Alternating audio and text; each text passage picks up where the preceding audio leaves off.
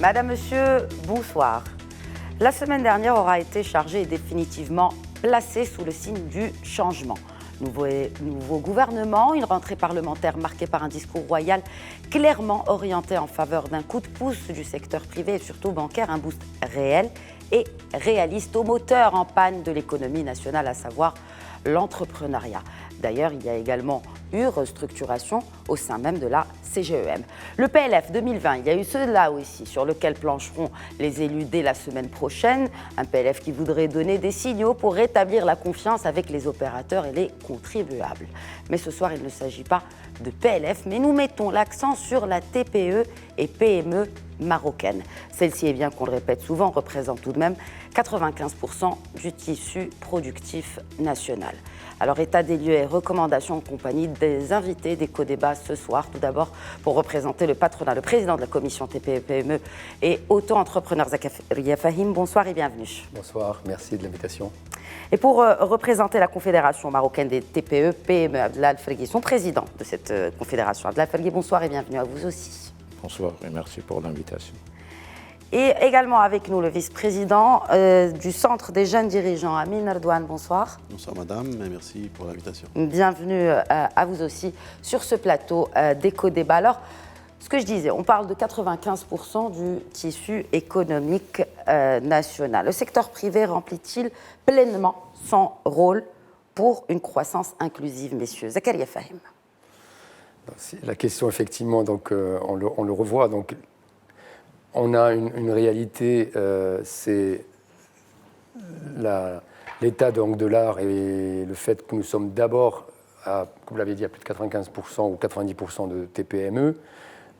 Ce qui ressort aujourd'hui du projet sur lequel nous sommes en train de travailler au niveau de la CGM initié par le président, c'est qu'il n'y a pas suffisamment d'air donné aux TPME, donc il n'y a pas un cadre qui permet aujourd'hui d'avoir une approche systémique pour développer aujourd'hui donc les TPME.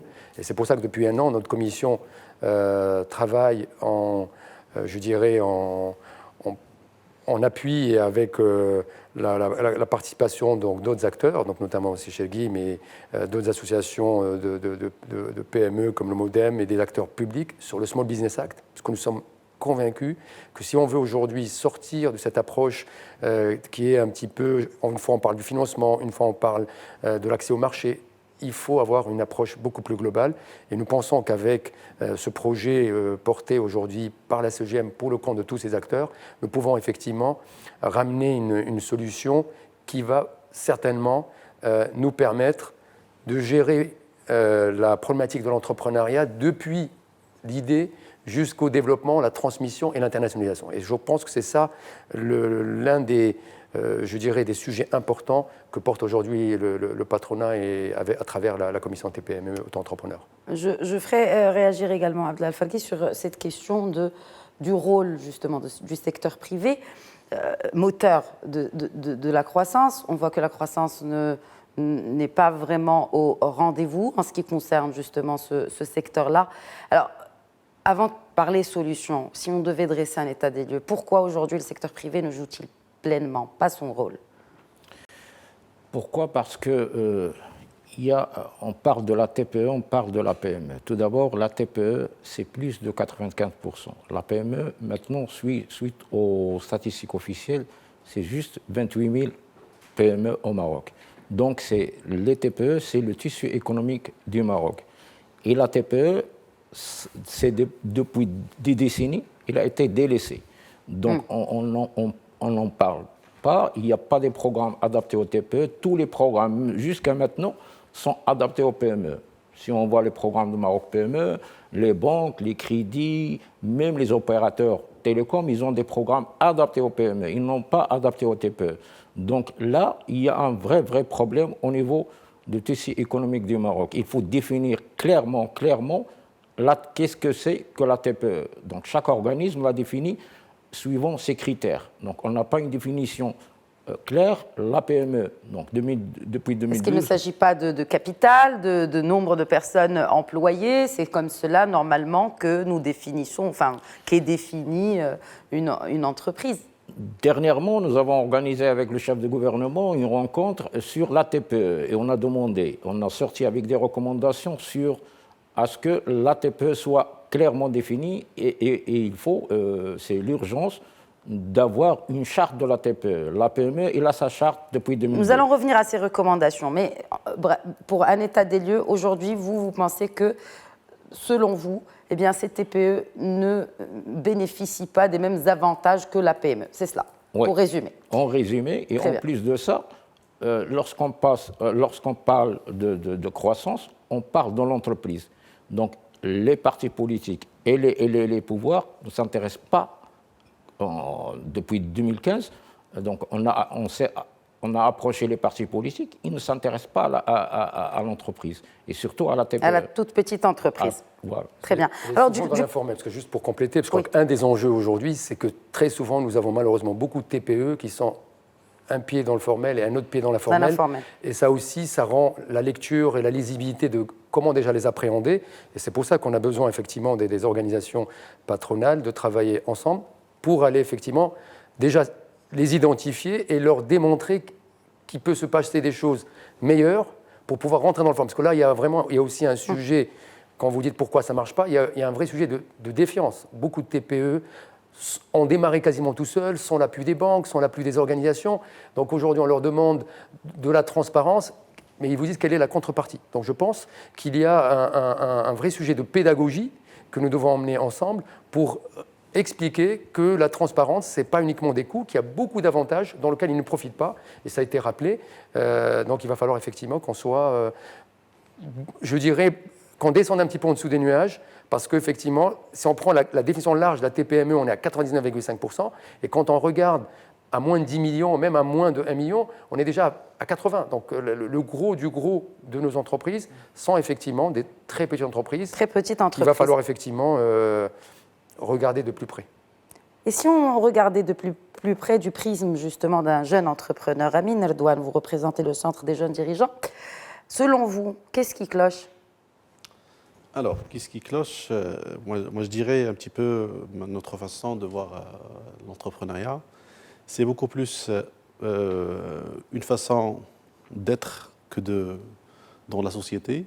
C'est une façon d'exprimer son dévouement par rapport à la société. C'est un engagement social et sociétal.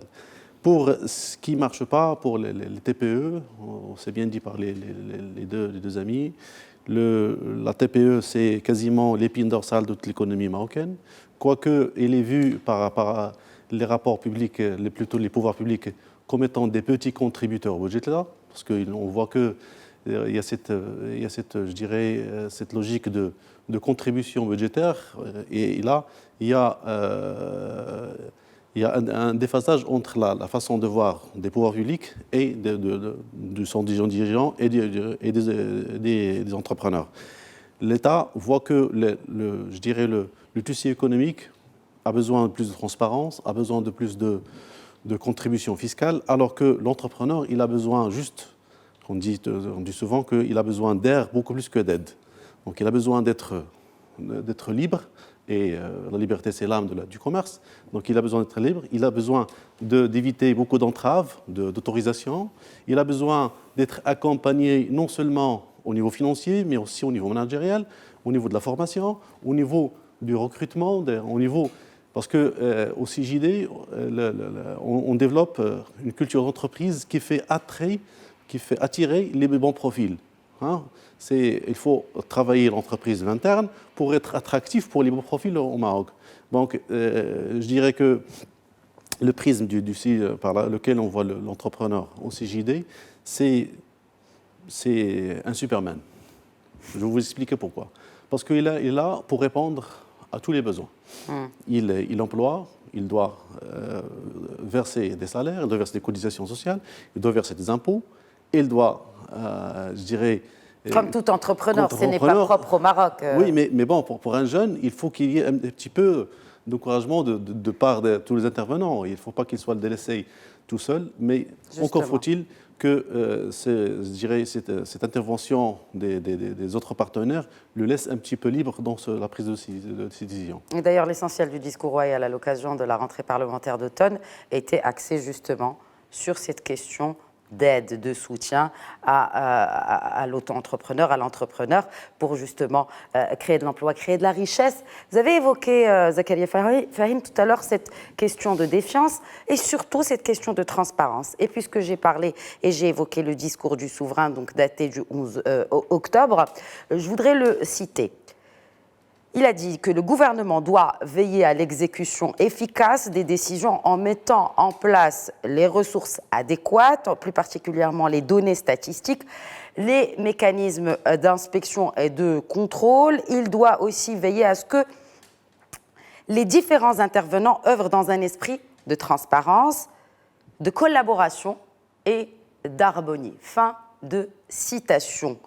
Quid, messieurs, et là je m'adresse à Abdallah Fergui et Zakaria Fahim, de la collaboration et de l'harmonie, n'est-ce pas, entre la CGEM et la Confédération marocaine des TPE-PME? Je pense que l'avantage, c'est qu'on se connaît. On a, je pense, les mêmes combats en tant qu'organisation, c'est de considérer que la TPE, c'est le premier employeur du pays, c'est, ça a été rappelé, l'acteur majeur, mais c'est vrai, le politique, c'est plus facile de prendre une photo avec un grand groupe que de prendre une photo avec une TPE.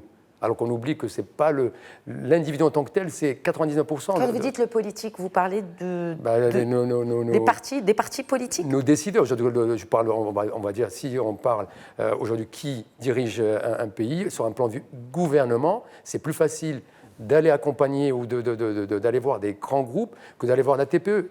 Parce que c'est, comme je l'ai dit, c'est très difficile à mesurer. Donc, tout le monde dit qu'il faut faire des choses. Mais finalement, quand on regarde dans le détail, on se rend compte qu'on accouche d'une souris. Donc, le discours de Sa Majesté donc, est un peu plus clair. Donc, moi, j'ai toujours... Donc, on ne peut rien faire tout seul. Donc, ça, c'est une conviction. À la CGM, quand on est sur des projets structurants, on est tout de suite dans une logique public-privé. Et dans le privé, on va chercher tous les acteurs qui veulent collaborer. Et on se rend compte qu'effectivement, souvent, les gens ne collaborent pas parce qu'effectivement, il y a eu, à un moment donné, des habitudes qu'il faut aujourd'hui casser. Donc l'approche en silo n'est pas la bonne. On le voit. Il y a eu une réunion informelle entre la CGEM et la Confédération des TPE-PME, c'était en mai dernier, si je ne me trompe. On s'est encore revu il n'y a pas longtemps dans le SBA, il y a moins d'un mois. Donc maintenant, donc le SBA, c'est le Small Business Act. Et nous allons y revenir, Zakaria Fahim, mais peut-être que je ferai réagir sur cette question justement d'harmonie. Est-ce qu'aujourd'hui, on peut dire que... Je n'ai pas envie de parler de hache de guerre, mais en tout cas, est-ce qu'on peut aujourd'hui parler de collaboration entre votre confédération et la Confédération générale des entreprises marocaines? Oui, justement, nous avons...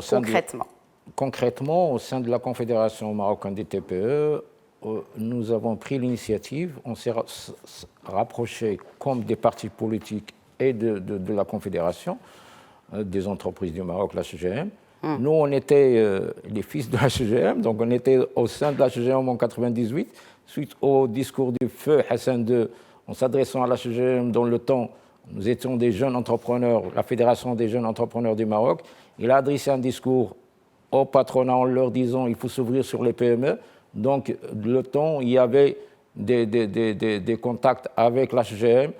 Et on a créé, au sein de la CGM, on est entré à la CGM, on a créé la Fédération de PME-PMI, mais on n'a pas continué au sein de la CGM en disant qu'il faut que la CGM refasse ses statuts. Il faut qu'on trouve notre place. On n'a pas trouvé notre place parce que nous étions des très, très petites entreprises. Nous étions des jeunes entrepreneurs. Et maintenant, on le constate dans toutes nos relations avec nos partenaires étrangers, européens et tout. On constate que le patronat travaille la main dans la main avec les très petites entreprises, les structures. Il faut au Maroc, il faut pas que chacun travaille de son côté, comme a dit Fahim, il faut qu'on collabore ensemble. On a pris l'initiative en mai, on s'est réunis avec le vice-président de la CGM. Nous étions dans cette ligne de collaboration, de créer, surtout dans les régions. On est sollicité par Vous la voyez comment, cette collaboration, Abdallah Fergui, concrètement? On parle de collaboration, mais dans les faits, comment est-ce que vous pouvez collaborer avec la CGM? Voilà, je vous donne juste un exemple. Par exemple, le Small Business Act. On n'était pas informé, on n'était pas sollicité. Donc, il ne faut pas que chacun travaille dans son côté et sortir le lendemain avec un programme qui est destiné à tous les TPE-PME du Maroc. ce n'est pas logique. Il faut qu'on travaille ensemble. Il faut, dès que le départ, Sa Majesté, dans son discours, il a insisté sur la collaboration. Il a donné ses directives au gouvernement. Il faut que tous les parties prenantes collaborent pour sortir un programme. Par exemple, je vous donne des exemples non réussis. Malheureusement, des crédits promoteurs, Mokawalete et tout, c'était des programmes élaborés par les instances gouvernementales sans solliciter la collaboration des autres parties prenantes. Donc il faut qu'on... C'est ce que vous demandez justement, c'est que vous soyez impliqués dans la prise de décision ou en tout cas dans l'élaboration de plans sectoriels ou stratégiques qui concernent justement ces 28 000 entreprises que vous avez citées. Oui. Très bien. Nous, on veut que tous les programmes qui traitent de la TPE et la PME, qu'on soit impliqués, surtout dans les prises de décision. Par exemple, on parle de Maroc PME, on n'est pas membre du conseil d'administration. On parle de conseil social et économique, on n'est pas membre. Mais du coup, il faut changer, peut-être, il faut même changer la nomination de Maroc PME, que ça devienne Maroc TPME. Moi, j'ai demandé à ce qu'il y a presque une année qu'on crée Maroc PME. Maroc TPE, c'est pas logique. Maroc PME, avant, c'était destiné, depuis sa création en 2002, c'était destiné pour les PME. Après 2013, donc les TPE, les PME, les auto-entrepreneurs, c'est presque 3 millions sont ajoutés au service et même plus à Maroc TPE avec le même budget, avec le même personnel. On ne peut pas gérer tout ça. Donc, nous allons revenir à cette question de Maroc PME. Déjà, peut-être dresser le bilan de Maroc PME avant de penser de créer peut-être Maroc TPE. Une réaction, Zakaria Fahim, et puis je voudrais faire réagir aussi Amir Douane. Juste pour dire, Sifegui, que nous, aujourd'hui, en tant que commission et moi, en tant que président, donc tu le sais, la porte est ouverte. Donc, effectivement, il y a eu des réflexions sur le SBA, mais rapidement, on s'est rendu compte qu'il faut que tu sois impliqué. Donc, on t'a invité. Aujourd'hui, le projet est encore en gestation. Il est acté, le Business Act, finalement, le Small Business Act, ou pas? Donc, il y a aujourd'hui une prévalidation au niveau du bureau, mais Mazel, donc on est dans les... C'est vrai il faut considérer c'est important. Si on ne réussit pas, nous, en tant que, on va dire, pilote pour le compte de la communauté, d'avoir un projet qui soit porté par tout le monde et qui devienne le projet de chacun des parties prenantes, public, privé, on n'aura pas réussi. Parce qu'effectivement, ils ont vu des choses que peut-être nous, on n'a pas vues, donc on s'est assis autour d'une table pour partager.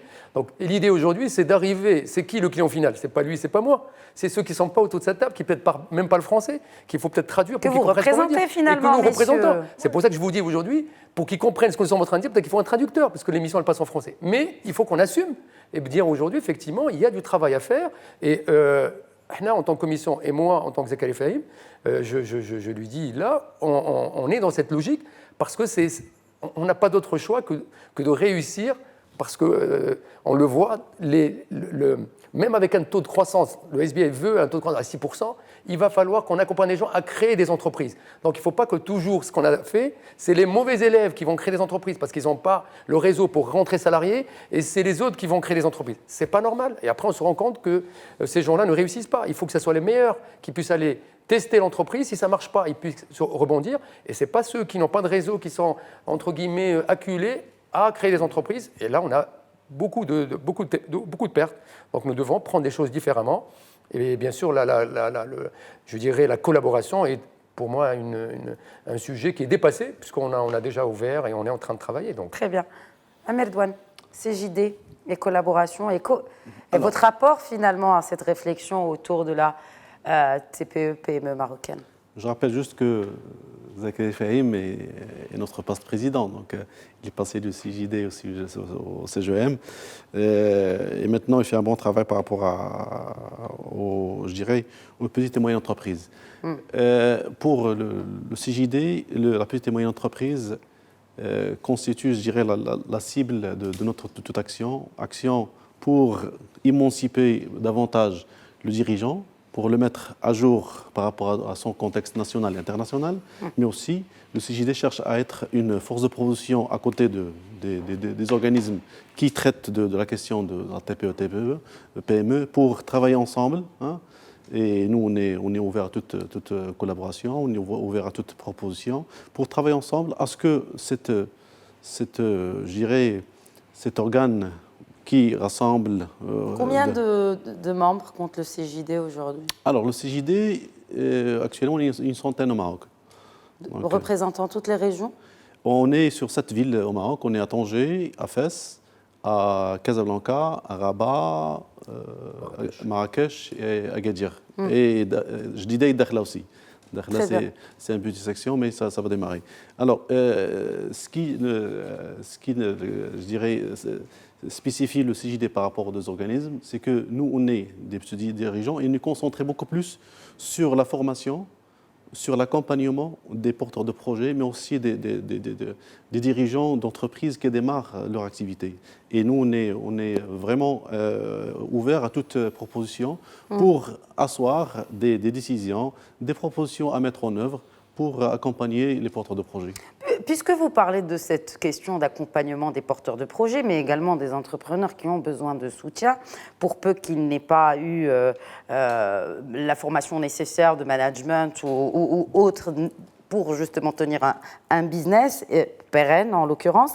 Je voudrais évoquer, vous avez évoqué Maroc PME, Zakaria Fahim, la vocation principale, entre autres, de Maroc PME, d'accompagner ces entreprises. Est-ce que vous pensez que l'agence dispose des ressources nécessaires en termes de chiffres déjà, de personnes, pour accompagner autant d'entrepreneurs ou de jeunes entrepreneurs? On est membre du conseil d'administration, donc il y a plein de sujets sur lesquels qui sont sur la table pour effectivement accompagner l'agence à être beaucoup plus, je dirais, dans la coordination, dans la mise en perspective stratégique et de s'appuyer sur des relais publics, privés, qui, eux, seront dans l'opération dans les régions. Donc, il y a une volonté d'avoir des relais régionaux, mais effectivement, l'agence de la PME n'a pas pour vocation de déployer tous les projets. Et ils sont, depuis quelque temps, en train de travailler, puisque là aussi, il y a eu des recommandations, notamment du patronat, mais aussi, ils ont fait leur diagnostic pour dire, effectivement, si on veut, parce que là, ça a été rappelé, les auto-entrepreneurs, 3 millions, mais on est à 5-6 millions. C'est-à-dire que la potentielle cible par rapport aux 100 000 qu'on a aujourd'hui, c'est epsilon. Donc, il y a un vrai sujet, et donc, il va falloir effectivement qu'il y ait, je dirais, une tête de chapeau, mais qu'on ait aujourd'hui des sous-organisations ou des sous-groupes dans l'agence qui vont travailler de façon autonome, en cohérence, parce que la problématique d'un auto-entrepreneur n'est pas celle d'une PME en croissance, n'est pas celle d'une TPE, mais il n'y a rien d'interdit, on le voit dans le monde entier. Vous avez une agence, mais qui peut avoir aujourd'hui 3 patrons qui peuvent aujourd'hui accompagner, un va accompagner l'auto-entrepreneur, la PME, et je pense que c'est beaucoup plus je dirais une accélération de cette prise de hauteur pour qu'on n'oublie pas, les régionalisations sont en train d'avancer, ça a pris du retard, mais les acteurs qui vont travailler, puisque vous parlez, si l'agence aujourd'hui définit une stratégie, travaille, parce que si on travaille en bonne intelligence, on va être le porte-parole du secteur privé, mais on ne peut l'être légitime que si effectivement tous les acteurs qui travaillent sur la TPE-PME considèrent que le travail qui est fait par la CGM est le travail qui peut être aujourd'hui rendu comme copie de l'ensemble des acteurs. C'est pour ça que les collaborations des organisations, tant qu'elles sont externes, puissent permettre effectivement d'avoir du sang neuf, des idées nouvelles. Et je pense que c'est ce challenge qui doit être pris, et c'est comme ça que nous, on le voit, pour que quand on arrive devant l'agence, on ne dise pas... Parce que nous, dans ce qu'on est en train de faire aujourd'hui, on considère que ce qu'on a toujours sous-estimé, c'est le digital. L'ADN aujourd'hui de tous les projets structurants pour accélérer le développement de la TPE, des jeunes entreprises, c'est le digital qui est aujourd'hui sous-utilisé. Dès qu'on parle d'un besoin, il faut monter un bâtiment, on ne réfléchit pas aujourd'hui know-how, on ne réfléchit pas aujourd'hui outils digitaux, et c'est ça qu'il va falloir aujourd'hui casser pour que votre agence, avec un minimum de personnes, mais peut-être avec des qualifications qu'il faut maintenant renforcer, puisse faire des missions et s'appuyer sur des relais dans les régions. Donc un peu, c'est ça notre vision, c'est des relais dans les régions. Brièvement, Amer Douane, une réaction avant la pause. Oui, par rapport à la NPME, je rappelle juste que le CJD vient de signer une convention pour la formation de 200 personnes, 200 entrepreneurs, financés par la NPME pendant cette année. Et j'ouvre la parenthèse pour dire que le CJD, c'est vrai, on est présent depuis 2001 au Maroc, mais l'association en tant que telle existe depuis 1938. Très bien. Et, enfin, juste, oui, c'est bien. Alors, vous allez les former en quoi ? tout le métier du dirigeant. Parce que là, notre slogan, c'est le CJD, c'est l'école de l'entrepreneur citoyen et responsable. On n'apprend nulle part comment être un entrepreneur. Et là, on les forme au niveau de leur gestion quotidienne, de leur développement personnel, de la gestion des ressources humaines, de la démarche auprès des marchés publics, par exemple, comment soumissionner, comment traiter. Et il y a aussi... il faut déjà qu'ils y arrivent. Hein, oui, ça c'est une autre paire de manches. Oui, c'est une autre paire de manches. Et justement, nous allons avoir la réaction du représentant de la TPE marocaine juste après cette pause. Merci de rester avec nous. Bonsoir et bienvenue à ceux qui nous rejoignent. Vous regardez Éco-Débat que nous consacrons aujourd'hui à la toute petite et moyenne entreprise et à l'auto-entrepreneuriat au Maroc, et ce dans le sillage du discours royal à l'occasion de l'ouverture de la session parlementaire d'automne vendredi dernier. Alors juste avant la pause, nous évoquions ce rôle de Maroc PME et notamment pour soutenir non seulement un soutien financier, mais un accompagnement de l'entrepreneur et de la toute petite et moyenne entreprise. Alors, selon vous, Abdelal Fergui, justement, est-ce que vous pensez que cette agence remplit son rôle? Puisqu'on a parlé du rôle du secteur privé, qu'en est-il de la NPME, de la Maroc PME, la ex-ANPME pour le coup, dans l'accompagnement des toutes petites entreprises ou de l'auto-entrepreneur? Donc, pour nous, Maroc PME ne remplit pas réellement sa tâche, puisqu'il gère les fonds, donc des subventions de l'État, du ministère du tutelle. Donc, pour bénéficier de ces fonds, tous les jeunes, nos TPE doivent se déplacer jusqu'à Rabat pour déposer leur dossier, alors que en ce moment, c'est impossible. C'est la digitalisation qui est évoquée.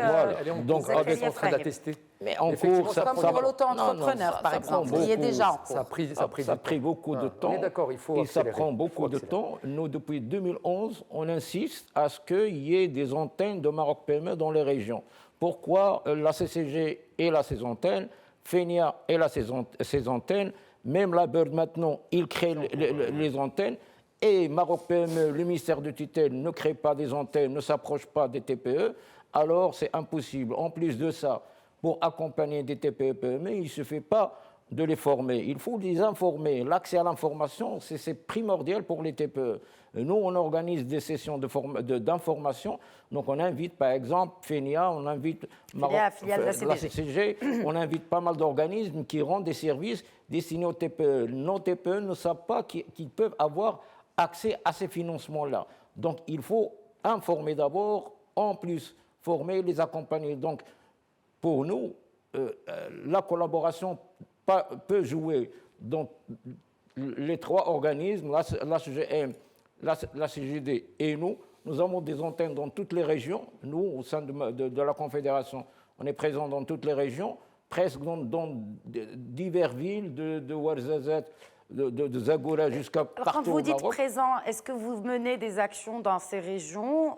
Si oui, combien par an, par exemple? Parce que oui, je vous parle... il ne suffit pas d'être présent, après il faut peut-être agir aussi. En ce moment dont je vous parle, dans la région du Nord, de toutes les villes du Nord, ils sont présents maintenant à Tanger avec des entreprises espagnoles et c'est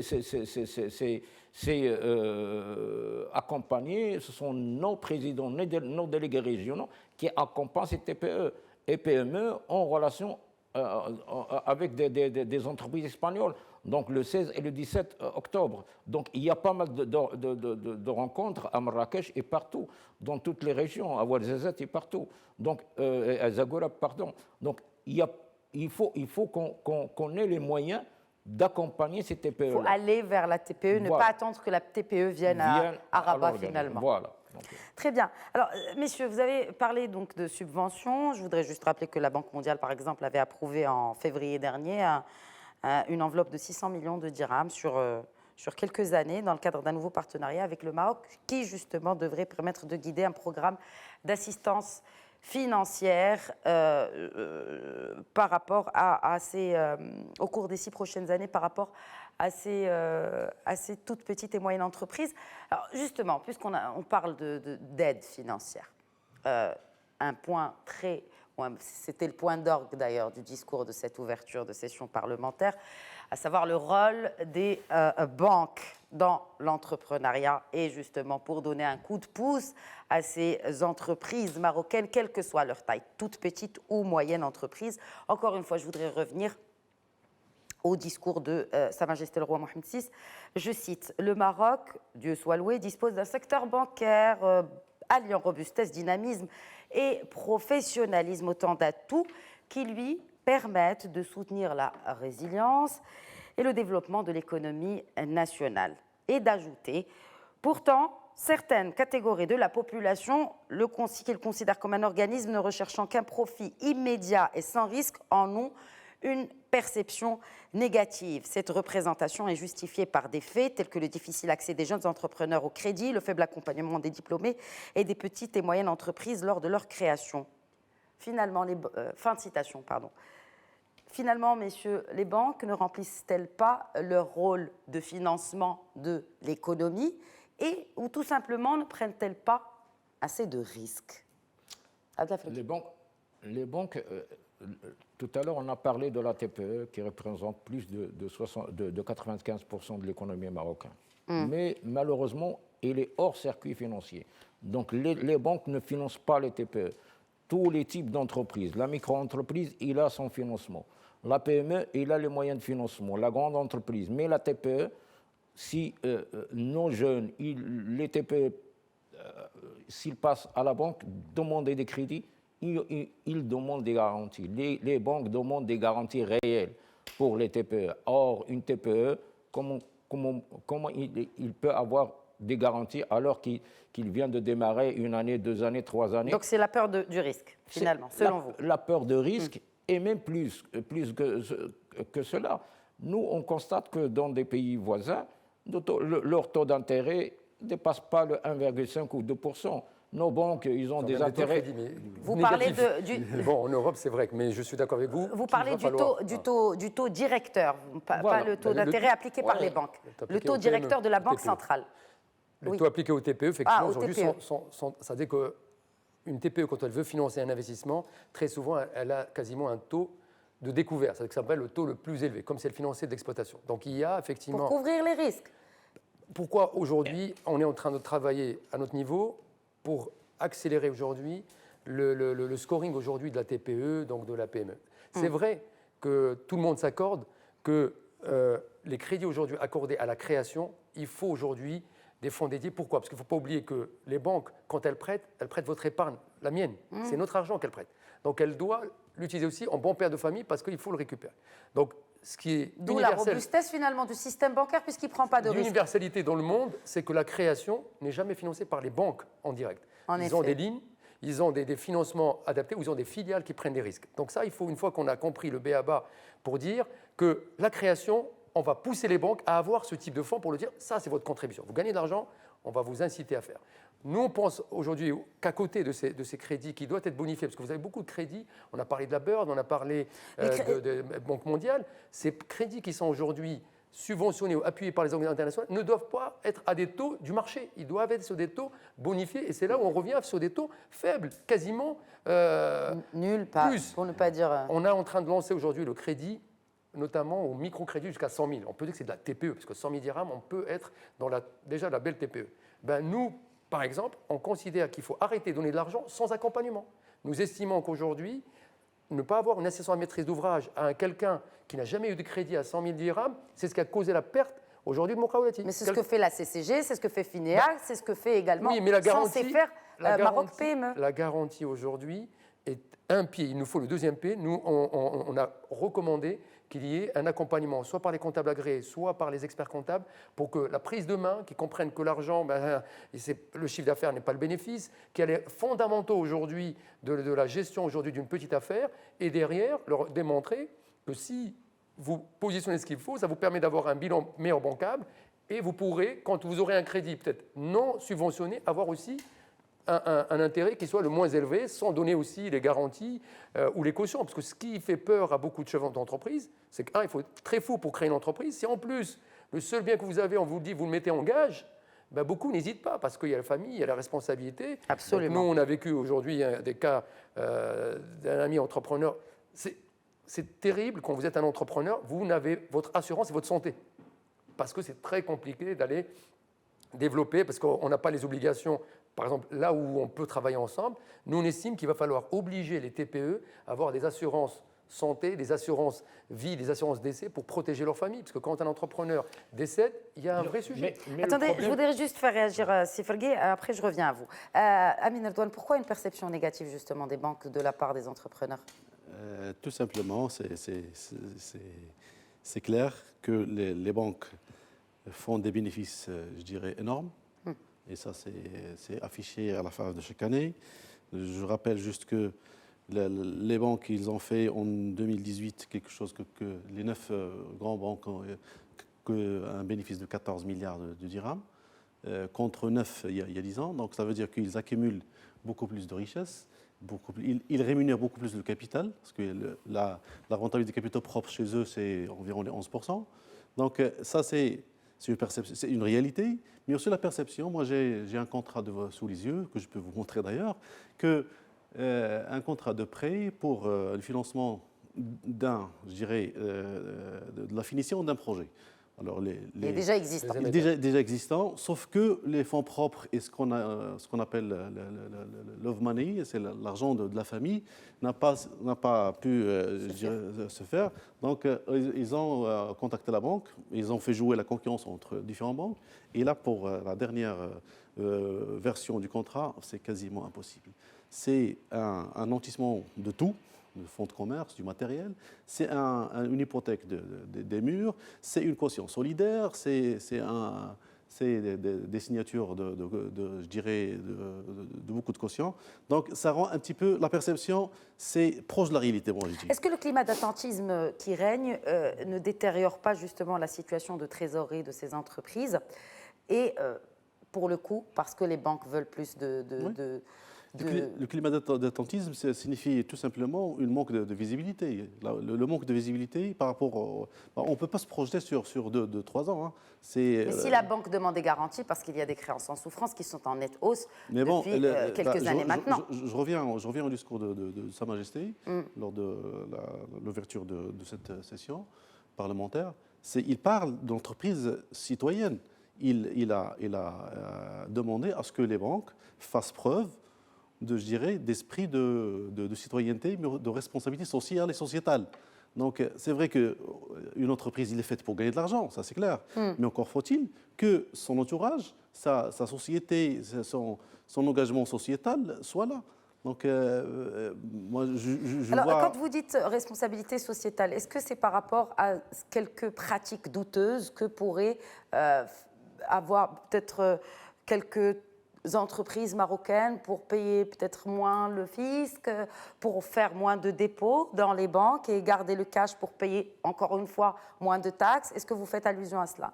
Il faut faire le ménage. C'est clair qu'il faut faire le ménage. Il faut appeler un chat un chat. Il y a effectivement, parce qu'on confond toujours ce que j'appelle les ripoux et les vrais entrepreneurs. Un entrepreneur, son entreprise, c'est sa vie. C'est exagéré quand même pour les ripoux. Non, mais c'est vrai. On confond souvent. Et donc, il va falloir à un moment donné qu'on fasse la différence entre un entrepreneur et ce qui est tout sauf un entrepreneur. Donc, c'est des gens qui ont la façade d'être des entrepreneurs, mais qui en réalité ne se réveillent jamais le matin, n'a jamais eu un problème de fin de mois quand il a créé son entreprise, n'a jamais été obligé d'éteindre la lumière avant de sortir. Des vrais patrons de TPE-PME, c'est effectivement, il a 100 professions. Donc ces gens-là, c'est vraiment des guerriers qu'il va falloir effectivement valoriser. C'est vrai qu'il y a beaucoup de tentations à des gens qui ont fait peut-être pas des choses très orthodoxes. Moi, j'appelle ce que j'appelle les hors-la-loi malgré eux. Il y a beaucoup de gens qui sont retrouvés au milieu du gué parce qu'on ne les a pas accompagnés. Maintenant, il faut les aider à sortir. Est-ce que parce qu'on ne les a pas accompagnés ou parce qu'ils ont peur justement de ce bâton, pas la carotte, mais plutôt le bâton du fils? C'est devenu une conséquence. C'est que le fait qu'ils soient partis dans l'informel, ou qu'ils soient restés, qu'ils ont fait des choses qui ne sont pas toujours bien à entendre, ils se sont retrouvés très compliqués pour sortir. C'est pour ça qu'il y a eu un ensemble de choses faites par l'administration, notamment, il y a eu une amnistie, par exemple, sur les avoirs à l'étranger.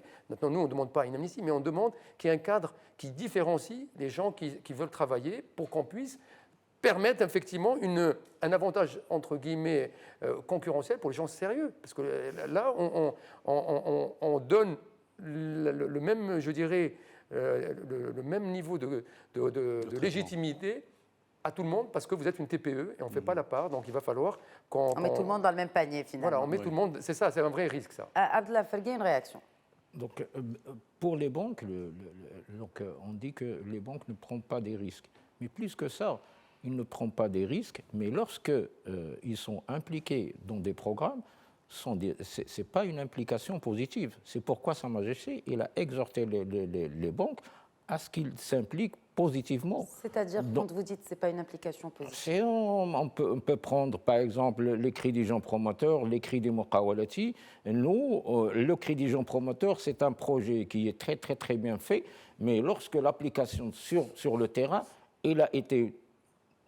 n'a pas été suivie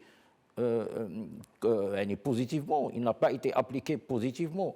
Donc, je vous donne beaucoup d'exemples. Il y a eu des jeunes qui avaient des projets, maintenant sont des PME, qui n'ont pas eu des dossiers refusés 2 ou 3 fois. Donc maintenant, les banques, ils nous courent après eux. Donc ils font des chiffres d'affaires. Ce sont des porteurs de projets ou ce sont des entreprises existantes? Avant, ce sont des porteurs de projets. C'est là où ils ont demandé Ils ont demandé des lignes de crédit, ils ont frappé à toutes les portes des banques. Il y avait des crédits gens promoteurs, ils n'ont pas eu de crédits gens promoteurs. Est-ce que leur dossier était solide?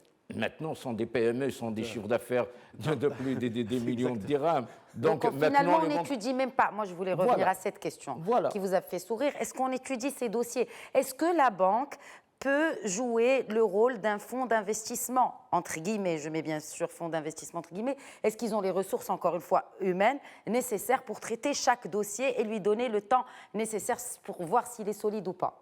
Donc, dans le temps, il y avait le grand problème, et maintenant, il est toujours d'actualité, c'est la garantie. Nous, pour résoudre ce problème, lorsqu'on était dans la Fédération des jeunes entrepreneurs, on voulait créer notre propre société de cautionnement mutuel. Donc, pour cautionner, pour garantir les crédits. Donc, mais on n'a pas eu des instances financières qui peuvent aller avec nous. Donc, nous avions frappé à toutes les portes, donc des banques et qu'est-ce que vous proposez justement aujourd'hui pour cette question de financement? La bourse, par exemple? Non, maintenant il y a la CCG qui fait un effort très, très, très important.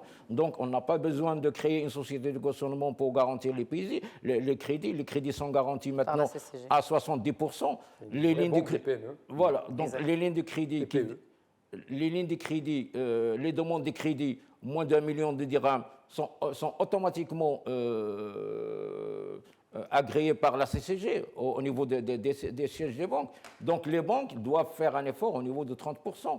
Donc il ne veut pas même... Mais est-ce que la TPE aussi ne doit pas faire un effort en ce qui concerne les pratiques douteuses justement que j'évoquais tout à l'heure avec comme à des Amir Douane et Zakaria Fahmy? Oui, comme à des Sifarim, il faut différencier les vrais entrepreneurs et les entrepreneurs, bon, je ne pourrais pas dire le mot, mais donc nous, c'est notre rôle.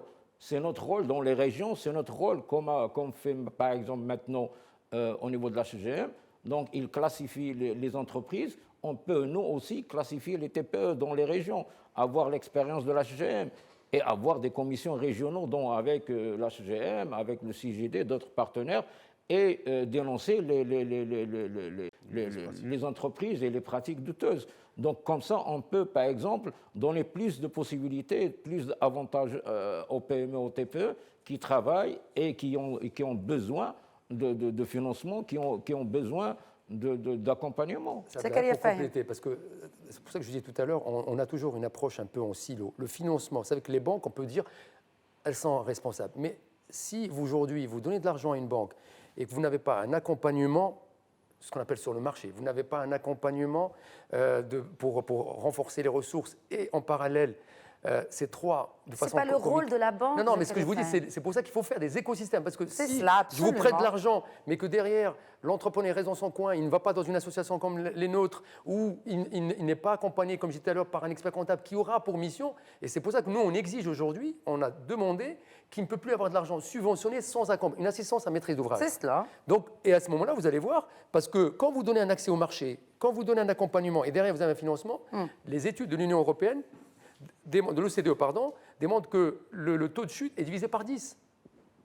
Donc, il faut arrêter. Vous donnez un financement à quelqu'un qui n'a jamais eu accès à ce type de financement, donc tout de suite, ça peut lui tourner la tête et on ne les aide pas. Donc il faut aujourd'hui protéger ces entrepreneurs et les accompagner pour qu'ils puissent comprendre qu'un argent, ça se dépense au fil de l'eau. Alors, ça se dépense au fil de l'eau et puis il faut déjà le rentrer, cet argent. Si le délai de paiement aujourd'hui arrive à des mois et des mois d'attente, et notamment pour la TPE, si on devait comparer entre le délai de paiement appliqué pour les institutions publiques qui va de 40 à 55 jours et celui appliqué sur la TPE qui justement n'a pas finalement le budget de fonctionnement d'une institution publique, qui peut durer plusieurs mois, comment elle pourrait survivre quand bien même elle est subventionnée? Oui, le délai de paiement, c'est l'un des graves problèmes que connaît la TPE et la PME dernièrement. Les statistiques dernièrement, démontrent... depuis un moment quand même. Ouais. Les statistiques démontrent... Maintenant, on a de la ça data. s'est accentué. Et depuis toujours, on a toujours considéré que c'est bien de faire financer. Les plus grands banquiers, c'est les autres entreprises. Amir Douane, Pardon. Oui. Les entreprises qui ont fait faillite, donc les derniers chiffres, donc 8 000 et quelques, donc nous on prétend qu'il y ait plus parce qu'il y en a des entrepreneurs qui ne veulent pas déclarer, déposer le bilan, donc déposer le bilan et tout. Donc c'est 40% de ces entreprises donc ont fait faillite grâce au retard de paiement. Moi je vais ajouter au côté de financement, il faut aussi voir le côté du foncier, l'accès au foncier. Les TPE n'ont pas accès au foncier. Je dis, je le répète, les TPE n'ont pas accès au financement. Tous les industriels, au foncier. Tous les industriels créés dans toutes les régions, même une petite ville, donc ce sont des gros lots destinés aux PME. Ils n'ont pas été TPE. Donc qu'est-ce que vous proposez? Donc, si on donne de l'argent, si on finance les banques, ils vont, par exemple, demain, l'État, le groupement de professionnels des banques et Banque Le Maghreb vont élaborer un programme avec nous ou avec d'autres. Donc, il y aura des lignes de financement. On va donner, comme a dit Fahim, des financements à des jeunes ou bien aux entrepreneurs.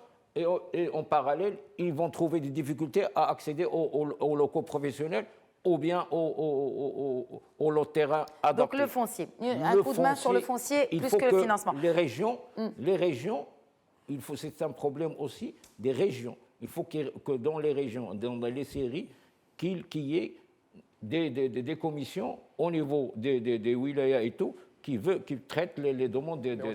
Il faudrait que les collectivités territoriales, encore une fois, disposent également de personnes pour gérer cela. Mais justement, je voudrais faire réagir Amir Douane sur cette question des délais de paiement qui finalement plombe la trésorerie et finalement fait couler pour le coup l'entreprise. Dans le monde des affaires, de la vie entière, c'est... Le nerf de la guerre, c'est l'argent. Donc, une fois qu'on est serré, on ne peut pas souffler, on ne peut pas aller de loin.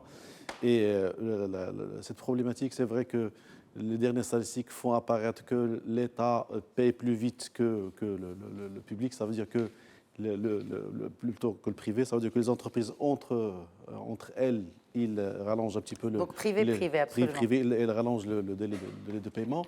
Moi, je dis qu'au niveau législatif, on excelle. On a la loi 3210 sur les délais de paiement. Ça fait combien d'années qu'elle est là. Les mesures d'accompagnement ne sont pas là. Il y a un cadrage juridique, sauf que sur la réalité... Est-ce qu'il est appliqué? Non. Moi, je dirais strictement, il n'est pas appliqué. Pourquoi? Parce que il y a toute une machine à mettre en œuvre. Parce que ça prend du temps. Ça prend du temps. Imaginons quelqu'un qui ne paye pas sa traite dans 90 jours. Qu'est-ce qu'on pourra faire? On va aller en justice et on va traîner une année.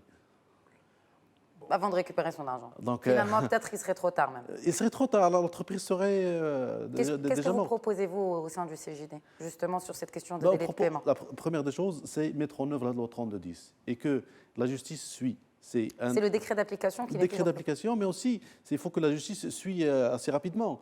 il faut un entrepreneur aille en justice pour récupérer ses fonds, ben, la justice doit répondre assez rapidement. Il ne faut pas qu'il soit traité de la manière que les autres dossiers. Un dossier au niveau de délai de paiement, c'est un dossier très chaud, un dossier urgent qui mettrait en péril l'activité, la vie de l'entreprise et ses ressources humaines qui sont avec. Mais je pense qu'il faut, si tu permets, il faut qu'on évite d'aller en justice en direct. C'est pour ça qu'il y a les solutions médiation, arbitrage qu'il faut aujourd'hui mettre en avant. Et nous, aujourd'hui, à CGM, on voudrait que tous les contrats aujourd'hui aient cet article dans les contrats de vente. Et on est en train de travailler sur les délais de paiement pour avoir, en plus de l'observatoire, afficher les délais des entreprises privées, comme on fait dans le public, pour inciter les entreprises à dire, attention, on ne peut plus se cacher. C'est vrai qu'aujourd'hui, il y a une vraie transparence et c'est aussi un peu de pédagogie. Il faut que les grands groupes jouent le jeu et je pense qu'il va falloir les prendre par la main. Une des mesures sur lesquelles on travaille aujourd'hui, c'est que nous avons proposé, dans le cas du SBS, c'est qu'une TPE, si elle travaille avec un grand groupe, ce grand groupe ne peut déduire la charge concernant cette TPE que s'il l'a payée. S'il ne l'a pas payée, à la fin de l'année, que ça soit échu ou pas échu, il ne peut pas le déduire. Très brièvement, Zakaria Fahmy, il ne nous reste pas de temps sur cette question de soutien des PME exportatrices. Qu'est-ce que vous proposez au sein de la CGM en bullet points, vraiment très rapidement? Donc nous, on a proposé un cluster PME 1+, pour aller aider les entreprises à travailler ensemble. Et nous avons proposé qu'il y ait la mise à disposition de ce qu'on appelle les VIE. Et quelque chose de très important, on a aujourd'hui une population subsaharienne qui étudie chez nous, qui sont les meilleurs ambassadeurs en termes de diplomatie économique, qu'on n'utilise pas suffisamment dans les PME. Les banques le font. Maintenant, nous voulons aujourd'hui amener les entreprises PME à travailler ensemble, donc effectivement à avoir un dispositif juridique qui va les protéger, mais surtout monter un cluster qui permet d'avoir une masse critique. Sinon, on va beaucoup parler, mais on ne peut pas aujourd'hui sérieusement sortir vers l'international quand on n'a pas la masse critique. L'union fait la force, Exactement, finalement. l'union fait la force. Zakaria Fahmy, Amir Redouane et Abdallah Fergui, merci beaucoup d'avoir apporté votre éclairage à ce sujet très très important et primordial pour notre croissance qu'est la toute petite et moyenne entreprise et l'auto-entrepreneuriat. Voilà, c'est la fin de ce numéro d'Éco-Débat. Je vous donne rendez-vous la semaine prochaine.